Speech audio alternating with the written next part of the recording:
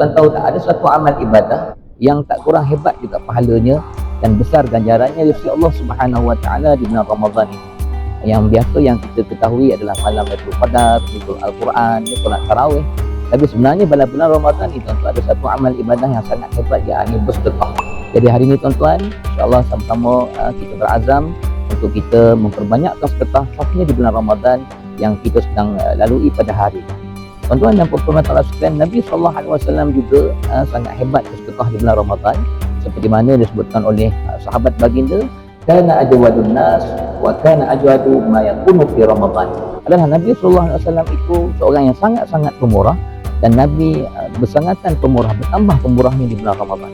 Dan tuan-tuan, bersedekah di bulan Ramadan adalah seafdal-afdal sedekah tuan-tuan. Maka berbanyak, marilah sama-sama kita memperbanyak sedekah di bulan Ramadan.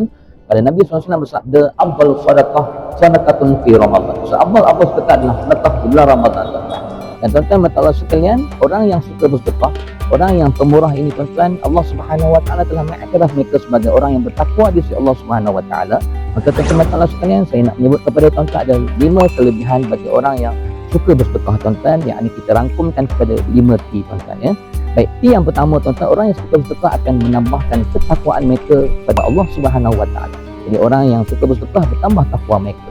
Dan T yang kedua tuan-tuan, bila kita sudah bertambah takwa maka tambah pahala di sisi Allah Subhanahu Wa Taala. Dan T yang ketiga tuan-tuan, bagi orang yang suka bersedekah secara sendirinya, sedekah itu akan menghapuskan segala dosa mereka, yakni terhapusnya segala dosa. Itu T yang ketiga. Dan tuan-tuan, bila kita telah diampunkan dosa oleh Allah, bertambah takwa, bertambah pahala, kita akan dapat T yang keempat, yakni ketenangan jiwa di sisi Allah Subhanahu Wa Taala. Dan yang terakhir tuan-tuan, T yang kelima, ini yang kita sangat harapkan di sisi Allah Subhanahu Wa Taala, dalam mana kita bertambah takwa, bertambah pahala, dihapuskan dosa, kemudian mendapat ketenangan jiwa, maka T yang kelima, kita akan mendapat tiket ke syurga Allah Subhanahu Wa Taala. Jadi tuan-tuan, selamat beramal semua.